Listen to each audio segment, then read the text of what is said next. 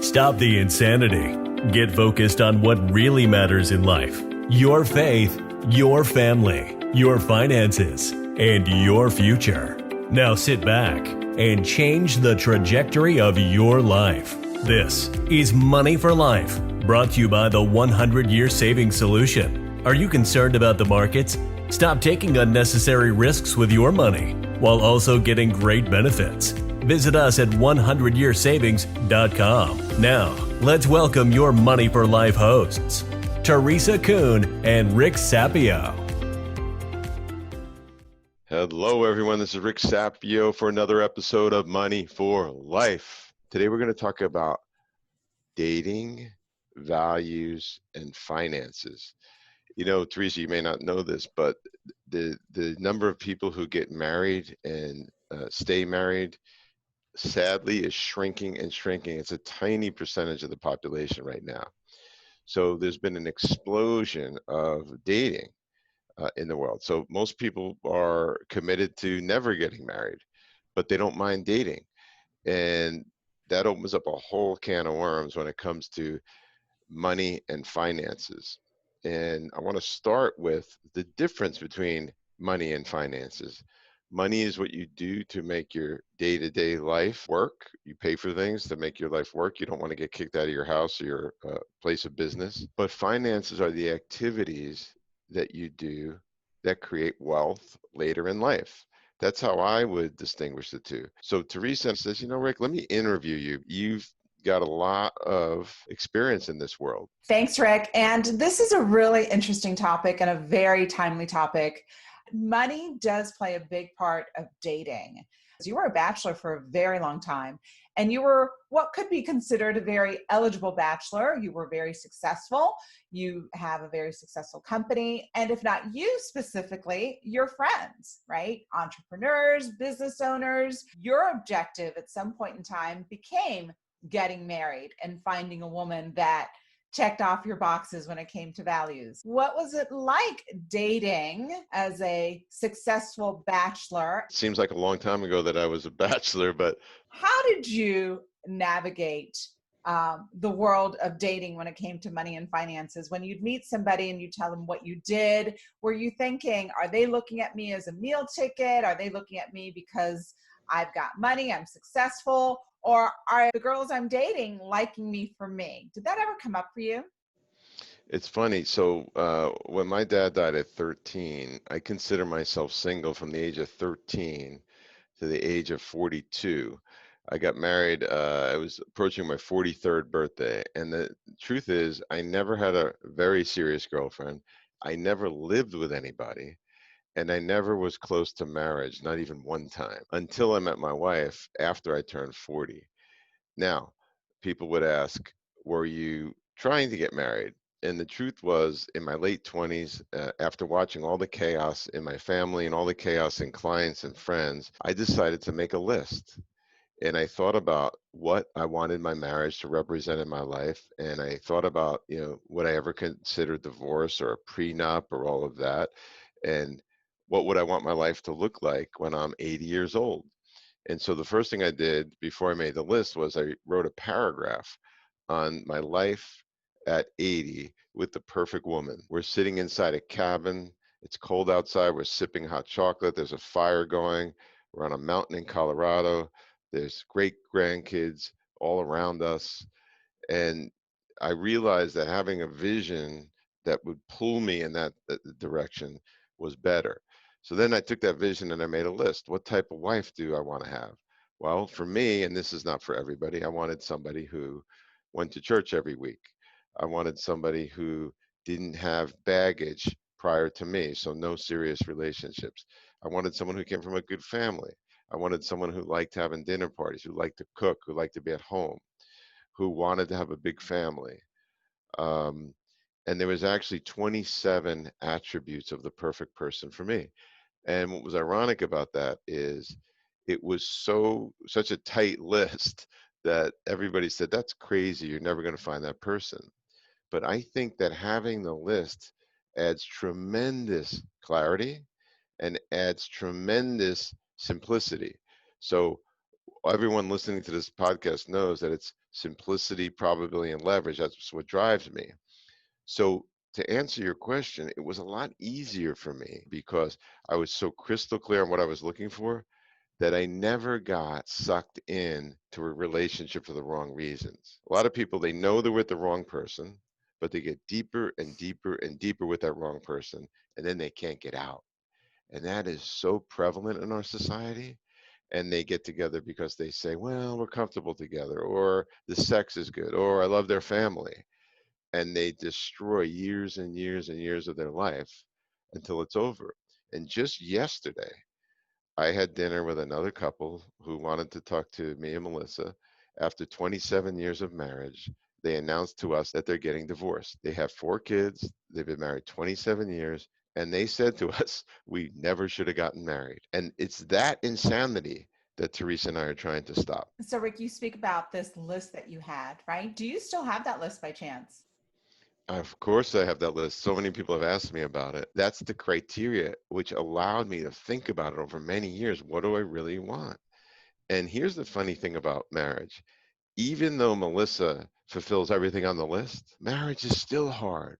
So could you imagine people that marry the wrong person where nothing matches? How hard that must be, and how their kids must deal with the chaos of watching their parents who are a mismatch. My list, by the way, didn't have one thing on what my bride looked like. All it said was I had one line that said, I want to be attracted to her. I want a woman that I'm attracted to, like that.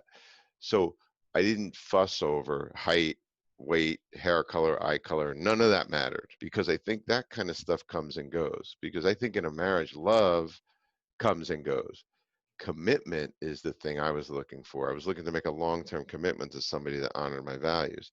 So when you see Melissa and I together, I don't know what you see. You probably see two people that are committed to each other. And at times you say to yourself, the commitment is stronger than the compatibility at times. Those are feelings, right? And we're feeling machines. We're emotional machines. We're human. And the feelings are going to come and go. There are times that you're going to be feeling so much emotion for someone in terms of love, and other times you feel a lot of emotion in terms of anger and frustration because we're human. Having that commitment, having that vision that pulls you towards something bigger where you're not focused on the little stuff is so, so important.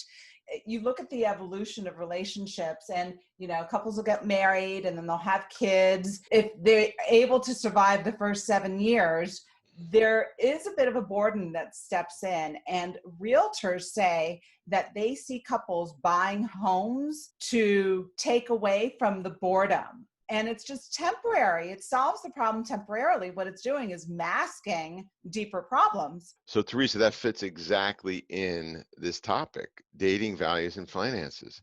When you're with somebody and you're with them for a long time and that boredom does set in, what happens? We should get a rental house. We should get a lake house. We should get a addition built on our home. We need a bigger pool. We need more animals. We need this. We need that. And then the relationship becomes very utilitarian. It's about details. It's about things that have to get done. There's a couple that I know very well, and they redid their house at a cost of $500,000, and they redid it again 3 years later. And if that wasn't enough, at the same time, they bought a ski house and redid that ski house twice. And the ski house was in another state, which they had to fly back and forth to and separate. And I'm like, what the hell is going on here? And they looked at me like I was insane because no one ever said to them anything other than, wow, I can't believe you're doing this. Your house looks beautiful. And I said the exact opposite. This is bullshit. Why are you guys spending 10 years of your life redoing homes? Doesn't make any sense. And they're like, yeah, we never really got any of our money back. And you hit the nail on the head. They're bored. And what happens as a result of that boredom? They're wasting money. They're not creating finances. Finances, again, are doing activities that create future wealth. They're actually just filling time. All of that to say, if you aren't crystal clear with all of the attributes of the perfect person that you want to commit to, forget about marriage for the moment. Think about the person you want to commit to. What do they like in their daily life? What are their friends like? What is their family like? What is their past like? What habits do they have, good and bad? Do they do drugs? Do they drink at night? Are they lazy? I had a close friend that his daughter was a bartender, and she met a really nice guy, and he used to come to the bar. So I quizzed her on this guy, and I said, "How'd you meet him?" She said, "Well, he comes to the bar every night." I said, "Every night?" She goes, "Yeah, he comes after work, and he usually stays till closing time." I said, "And you're going to marry this guy?" She goes, "Yeah, he's a really, really nice guy." And so the more I got into it, he had a daughter from a prior marriage, and he came to the bar every night. They got married, they had 2 kids, and guess what little Johnny did every night? Little Johnny would go to the bar every night. And the marriage lasted for 3 years, and the woman's raising these 3 kids, and the guy turned out to be a horrible human being, and all he does is go to the bar every night. So this is what happens when you don't think about it. You know, Rick, my mom used to say the most important decision you can make in life is who you marry. I think the updated version of that is the most important decision you can make in life is who you have a child with. Because once you have a child with someone, that person is in your life through that child for the rest of your life and has a tremendous impact and influence on your life. And you've got this book that you wrote, Who's in Your Room, that talks about having that guard in your life, right? That says, if you don't meet my values, don't come in my life.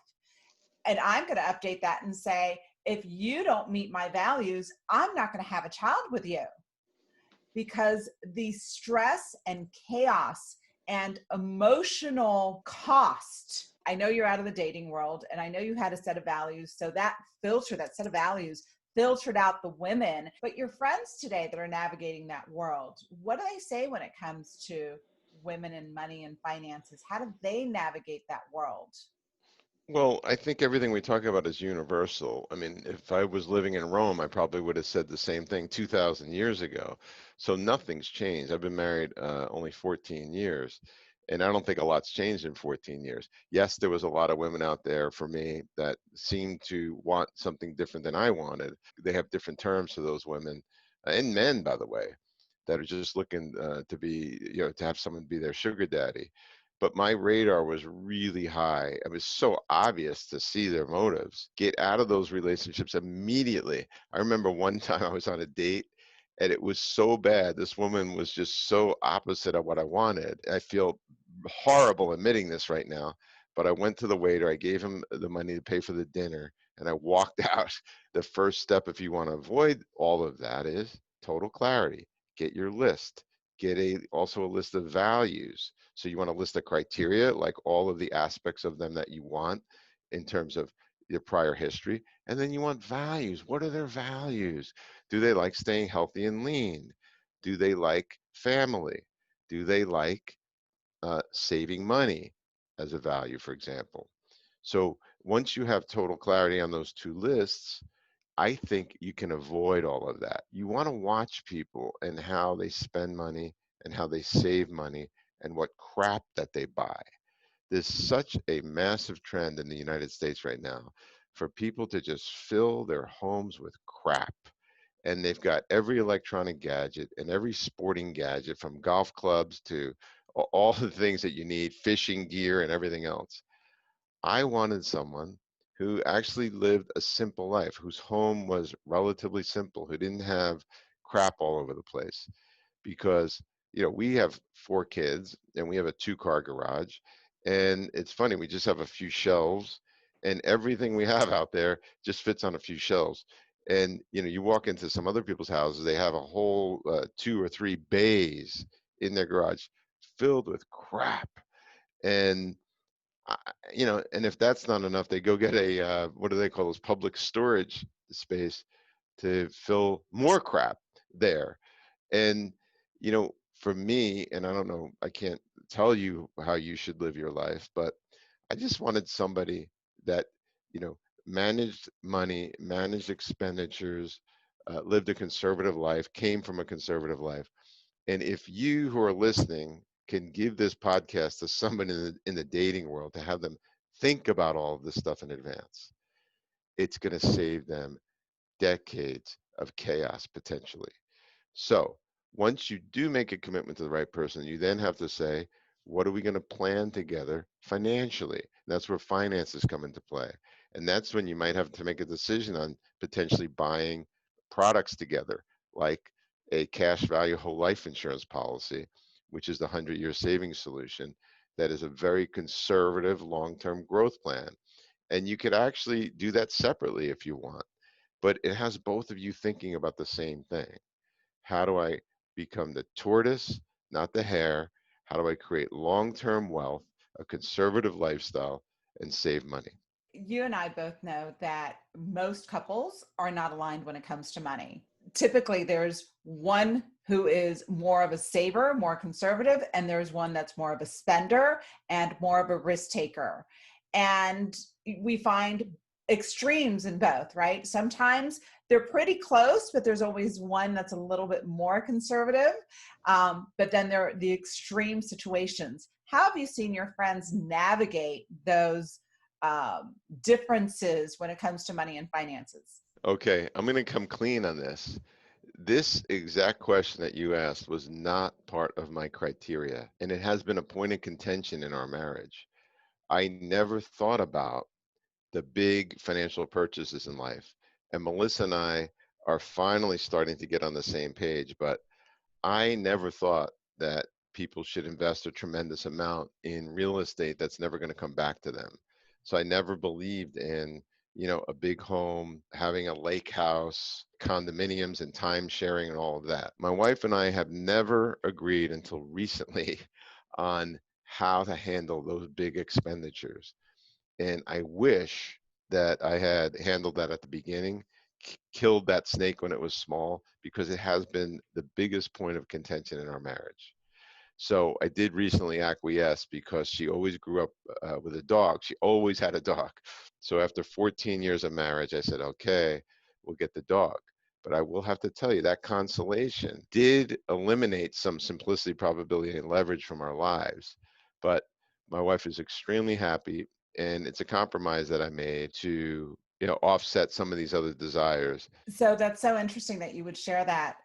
With me and my husband, I married an engineer, and I was raised with money. I was raised, my father was a medical doctor, and my parents were very grounded, very down to earth. I was raised with, if I wanted something, I could get it. However, I was wired to work hard. I always worked really, really hard. And in fact, I worked in high school, I worked in college, I worked in law school. I've always worked, and I like nice things. And so marrying somebody who really didn't like to spend money, had no interest in spending any money, was such a contrast.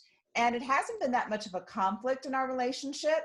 It's really kind of funny when you see how simple my husband is and how he really needs nothing from a financial perspective. In fact, I tell him often, if you hadn't married me, he would have so much money because he spends nothing. It's really, really funny. And I do tell my female clients all the time, and my clients that actually are married to engineers and those that think like engineers, if they're not miserly, and my husband's not a miser, but if they're not miserly, they really have an attention to money, and they know where every single penny goes. And that attention to money, that connection with money, that connection with where their dollars are going, makes a huge difference when it comes to accumulating wealth. Rick, this has been a great conversation, and thank you for being so honest. Thank you for being so revealing. We hope you've enjoyed. If this doesn't pertain to you personally, that you share it with someone in your life that is navigating the dating world or is navigating the relationship world and is struggling because there's a conflict with money and finances with their partner. You have just experienced the Money for Life podcast, brought to you by the 100-Year Savings Solution. Implement these strategies today and create a life by design. For more information, visit 100yearsavings.com. Have a blessed day.